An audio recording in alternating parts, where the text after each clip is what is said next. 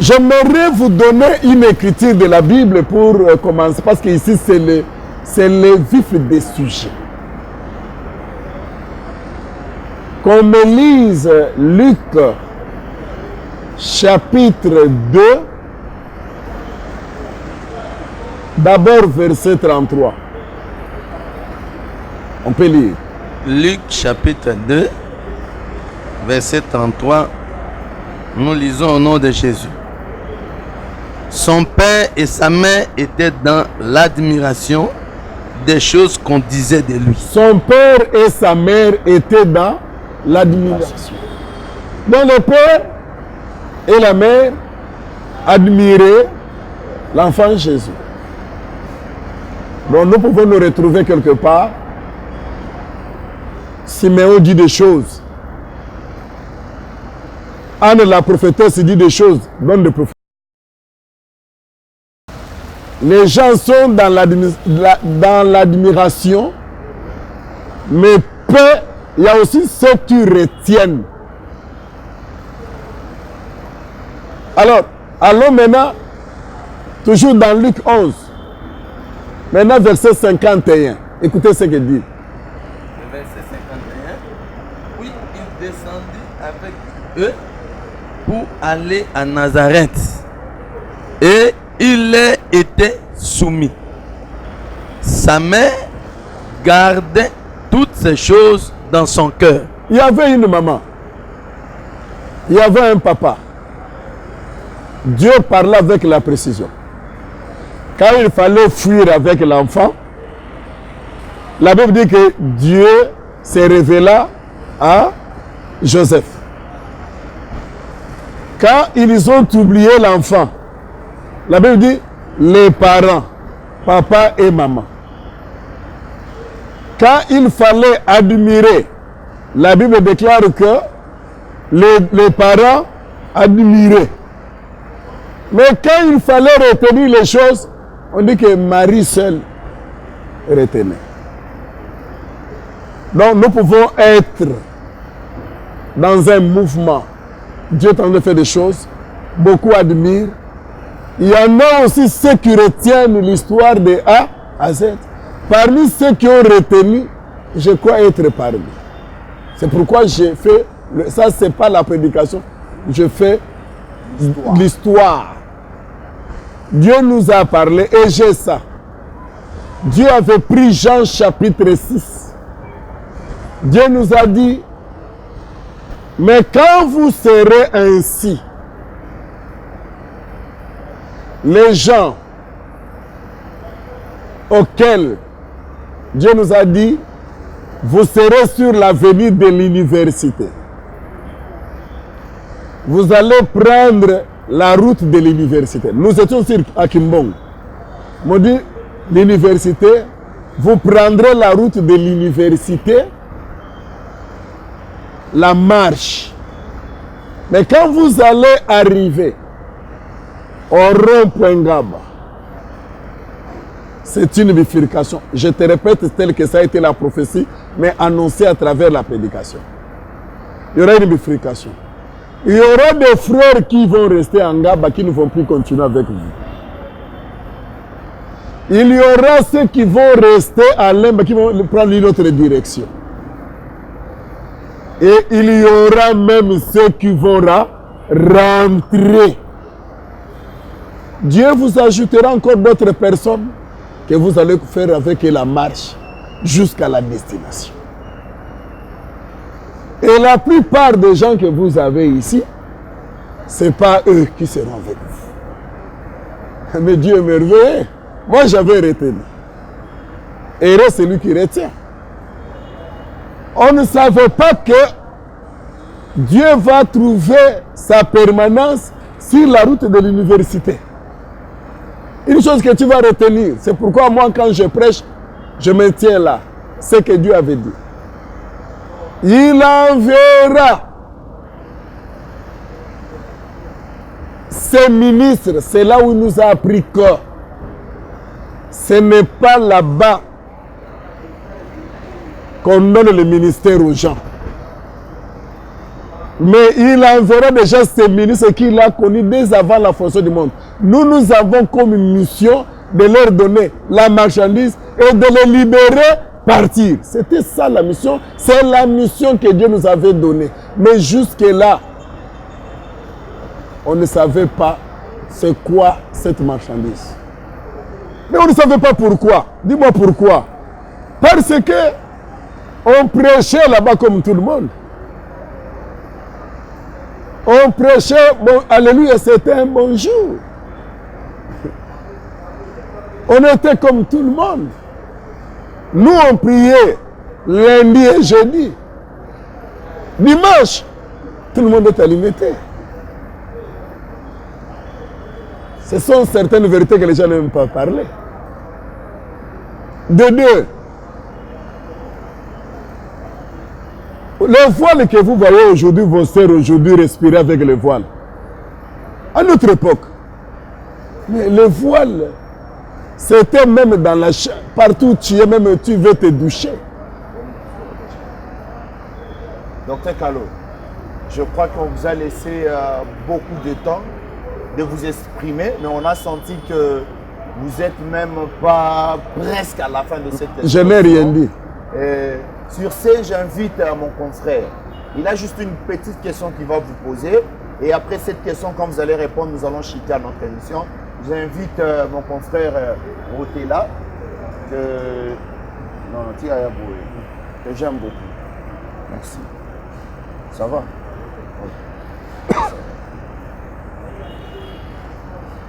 Je n'ai pas expliqué. Ok, ma question est celle-ci. J'ai entendu parler dans la bouche du docteur Kalo que l'ange visitait chaque pays. Mais il a compris que l'ange a aussi visité la R2C. Là, c'est par rapport à l'espace. Mais ma question est celle-ci. Le docteur Kalo a eu le temps de parcourir le monde. Quand il a reçu ces choses, ensemble avec ses collègues, l'accent, en parcourant le monde entier, il a aussi trouvé les gens avec le même accent. Ou c'est seulement eux. Parce que on a quand même l'histoire du monde, les gens qui prêchent. Mais une autre petite question. Le docteur Kalo brandit beaucoup l'évangile éternel. L'évangile éternel. Et pourtant, dans la Bible, on parle aussi de l'évangile de notre gloire. L'évangile du salut. Y a-t-il une différence entre l'évangile éternel et l'évangile de gloire, l'évangile de notre salut? Y a-t-il une différence? Pourquoi? Parce que Paul nous dit aussi dans Galates 1er, le verset 6 à 7 qu'il n'y a pas beaucoup d'évangiles. Donc, je veux savoir s'il y a une différence entre l'évangile éternel et l'évangile de gloire. Mais pourquoi seulement il brandit l'évangile éternel? Donc, c'est ça mes questions. Avec vos 30 minutes ou 40 minutes, et surtout c'est pour la première fois que je parle, je ne saurais pas, vous allez comprendre que je n'ai même pas encore expliqué que c'est que l'accent. Je n'ai même pas encore expliqué comment nous avons été visités. C'est là où je venais. Donc, j'aimerais vous dire d'être patient avec votre permission.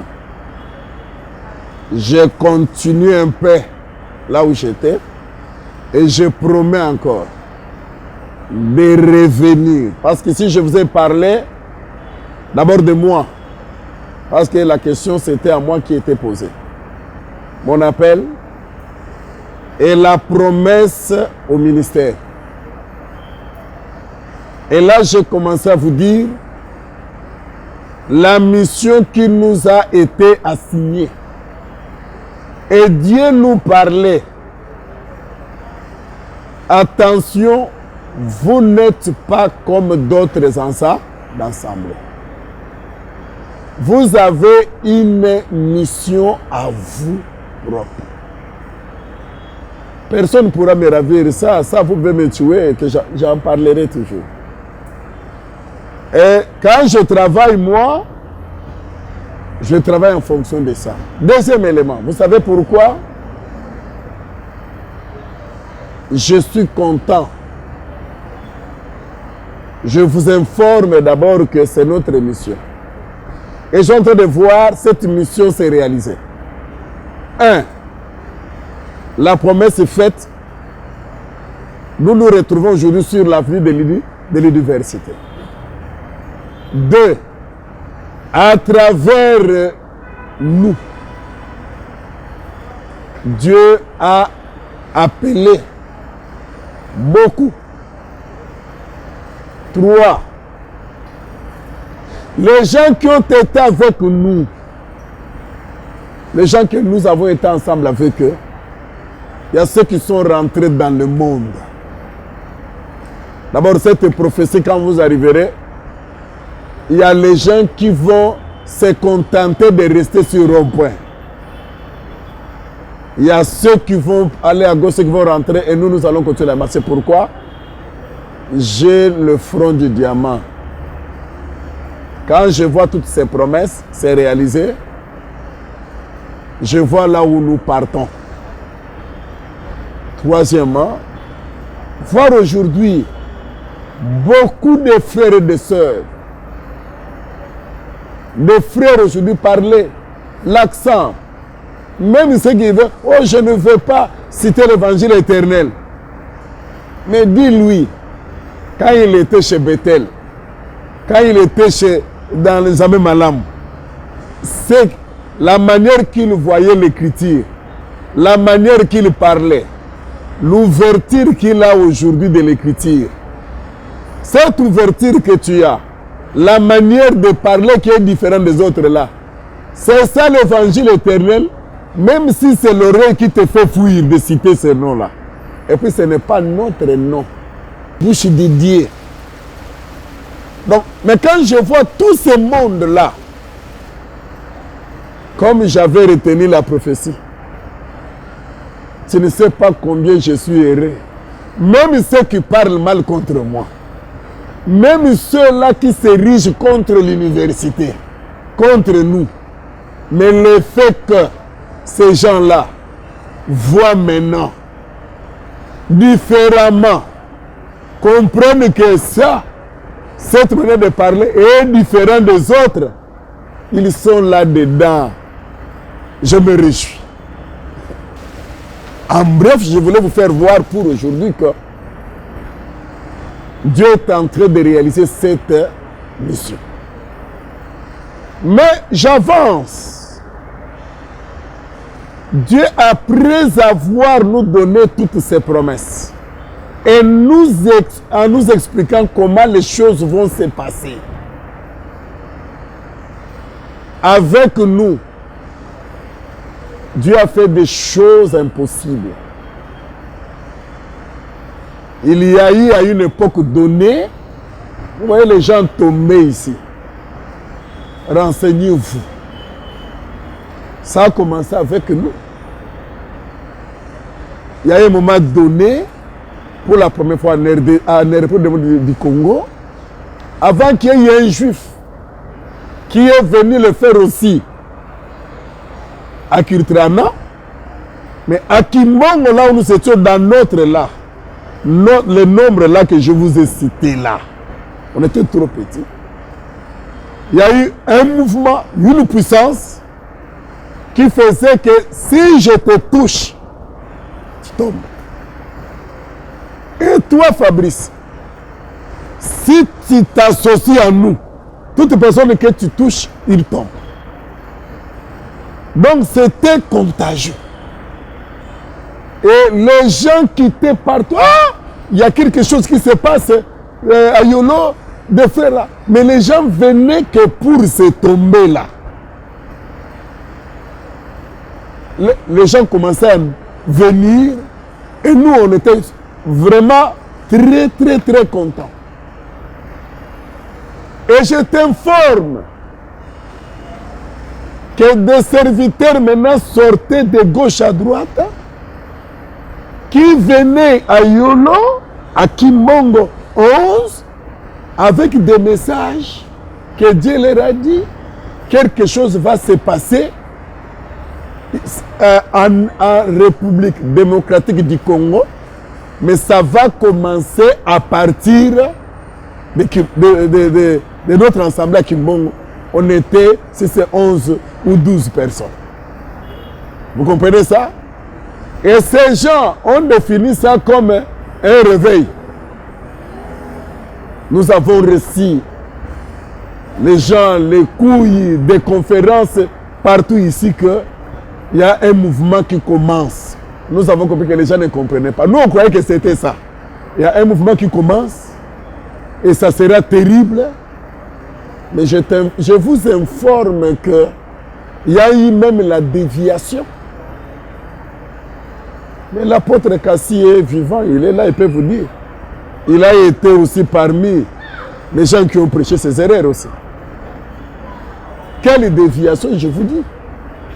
C'était qu'on nous montre que, comme quand l'apôtre Kassi prenait la parole, s'il est là, qu'il me pardonne d'avoir dit ça, mais je dis.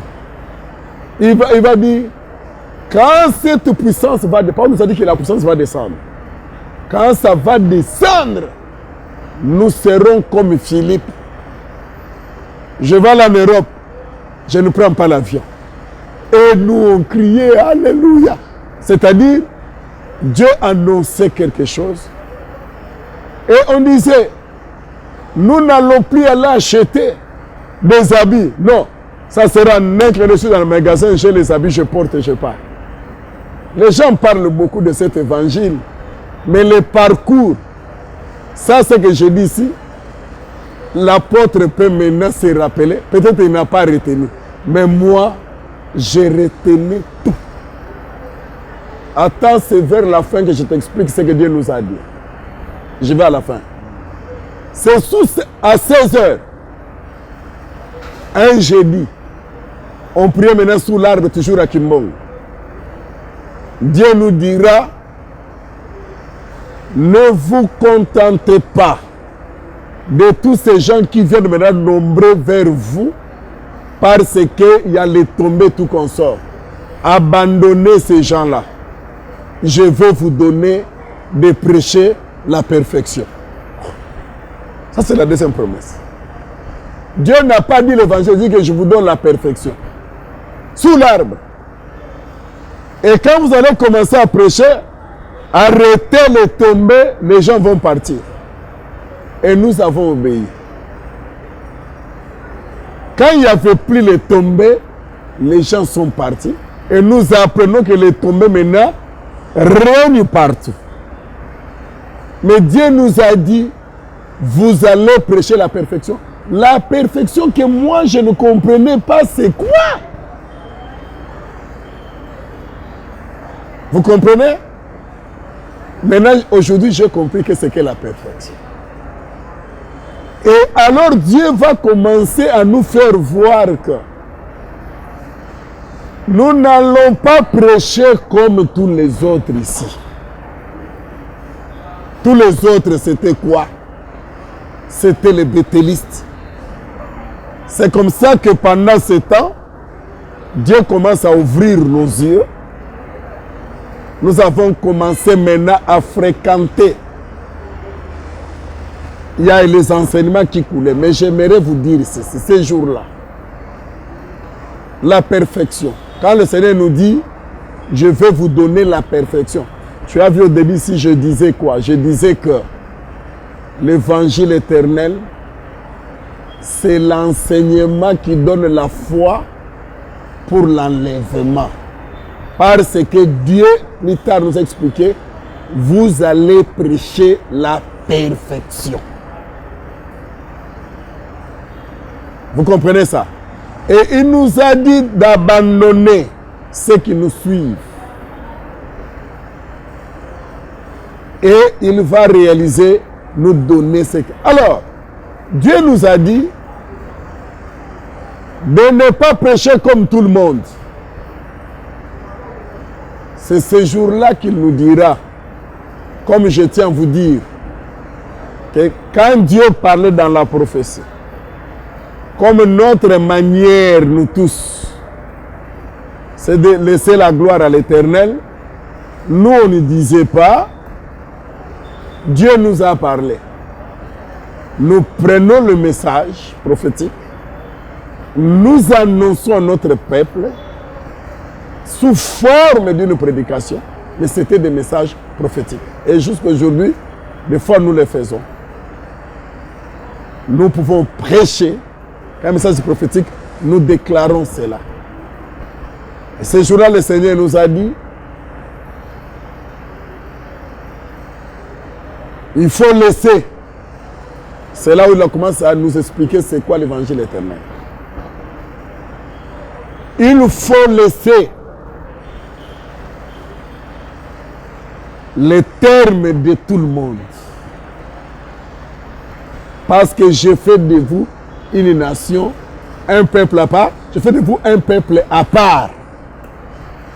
L'Éternel nous a promis toutes ces choses. Je fais de vous un peuple à part. C'est à partir de vous qu'il y aura un mouvement. Et c'est là où l'Éternel va nous donner Apocalypse chapitre 14, verset 6.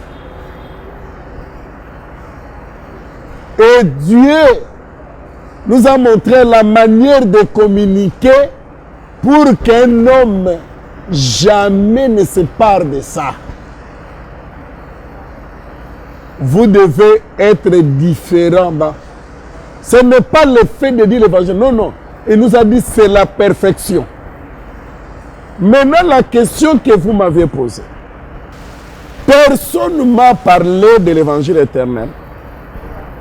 Personne. C'est comme je peux te dire, le baptême au nom de Jésus. Dans Bima, je connaissais le baptême au nom de Jésus. Les âmes au nom de Jésus.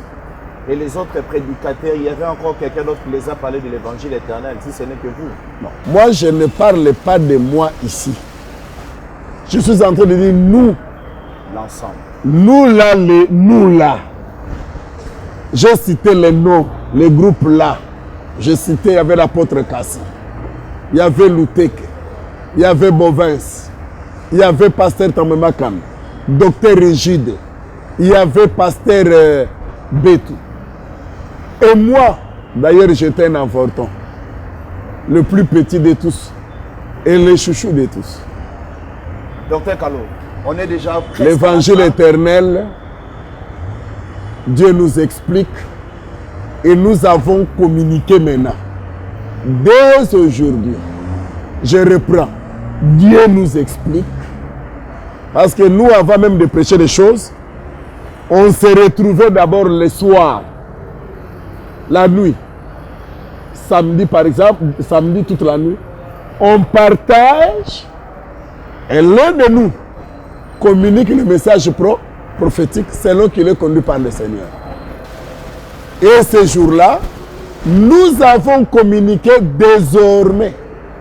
Nous ne parlerons pas comme les autres. Non seulement